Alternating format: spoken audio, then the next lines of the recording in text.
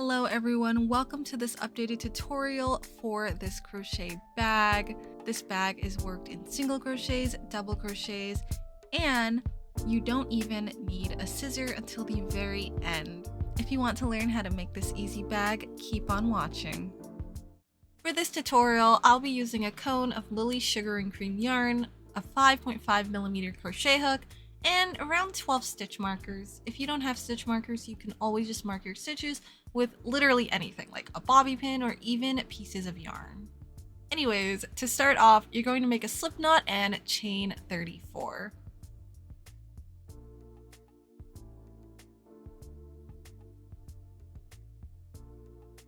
After you finish this initial chain, you're going to do a row of single crochet, making sure to start in the second chain from the hook.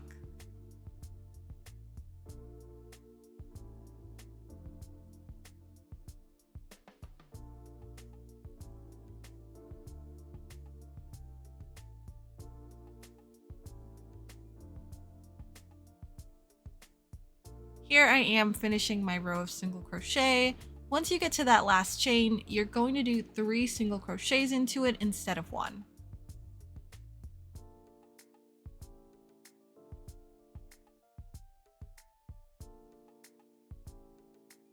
Next, you're going to flip the work over and single crochet along the bottom of that initial chain. This is how I do mine, which hides that little tail of yarn.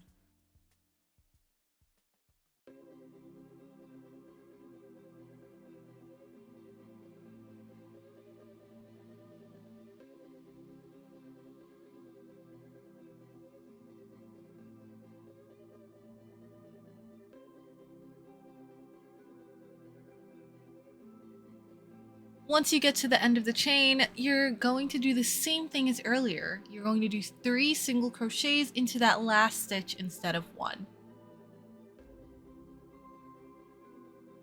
After you do this, take a look at it. You can see all 3 stitches, and you're going to mark that middle stitch with your stitch marker.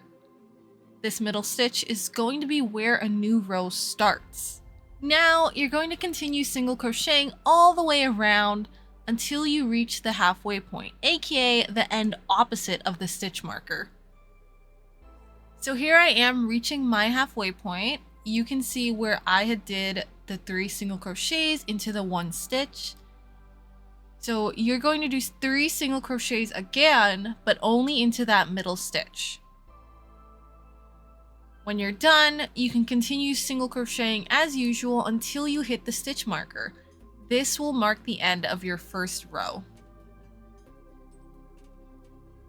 So here I am finishing my first row. To start row 2, I'm going to remove that marker and do 3 single crochets into that stitch.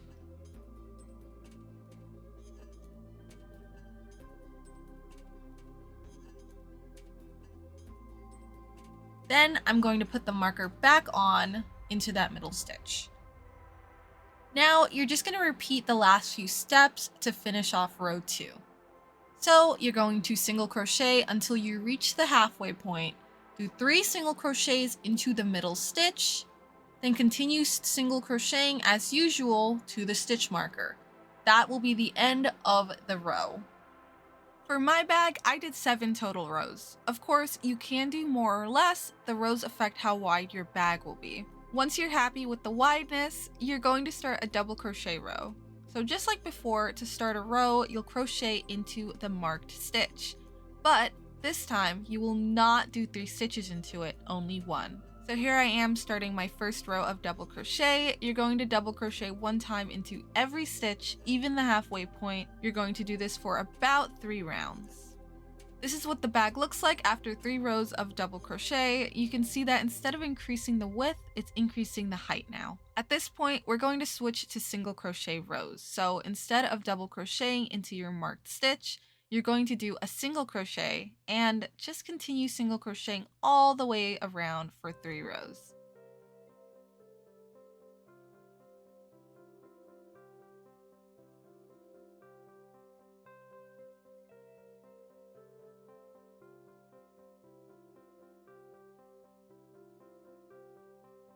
This is what the bag looks like after your 3 single crochet rows. If you prefer the look of just double crochet or just single crochet, you can work the entire bag in one or the other. I am doing this because I prefer the subtle striped look. For structural purposes, even if you do just double crochet for the entire bag, make sure you end with at least 2 rows of single crochet. Anyways, you're going to continue working on the height of the bag, switching between 3 rows of double crochet and 3 rows of single crochet until you reach the height you want. So this is what my bag looks like at the end. You can always pause and just count if you want to see how many rows I did. And now we're going to move on to the handles. So we're going to start off by folding the bag in half. Then we're going to take a look at it and mark that outer halfway point. Next, we can unfold it and mark the halfway point on the other side.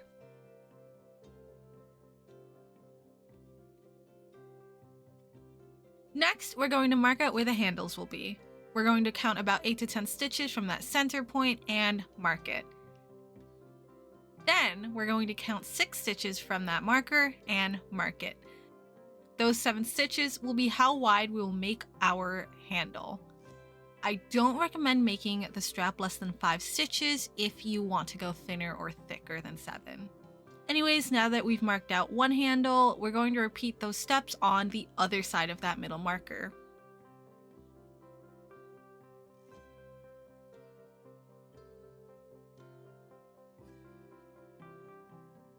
Now that we have our markers in place, we're going to single crochet until we reach that first strap marker.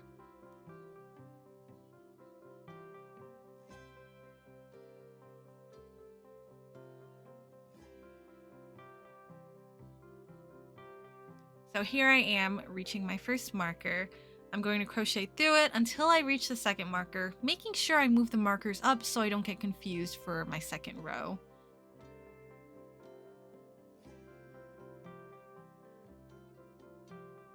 After you hit the second marker, you're going to flip your work and add a row of single crochet back onto that row you just did.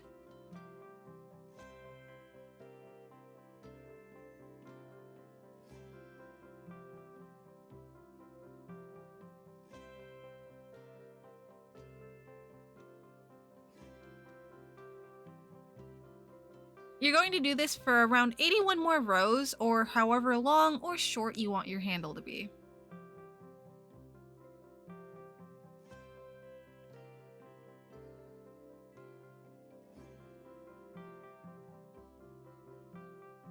So here's my completed handle.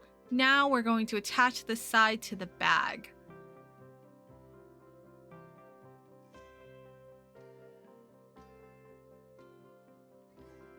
So we're going to lay out our handle like this, and then we're going to crochet it to the bag. As you can see, I'll be crocheting from right to left. If your handle isn't oriented this way, just add or take off a row. Next, we're going to single crochet the handle to the bag. So just chain 1, line it up with the markers, and then single crochet. You can also slip stitch it to the bag, but I'm single crocheting mine.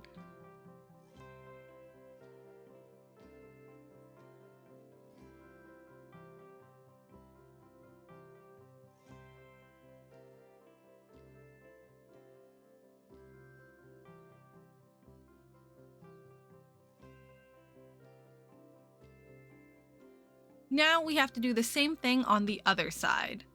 So we're going to flip our bag over and mark out the handles on the other side, just like we did with the first side.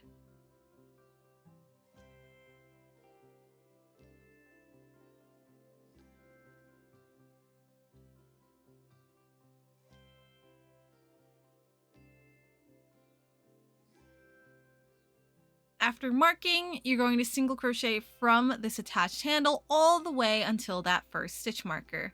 Then you're going to repeat exactly what you did with the first handle.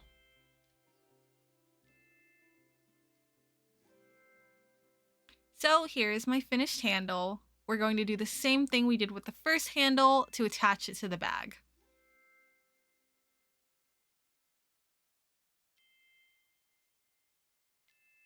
To end off, I just did a slip stitch.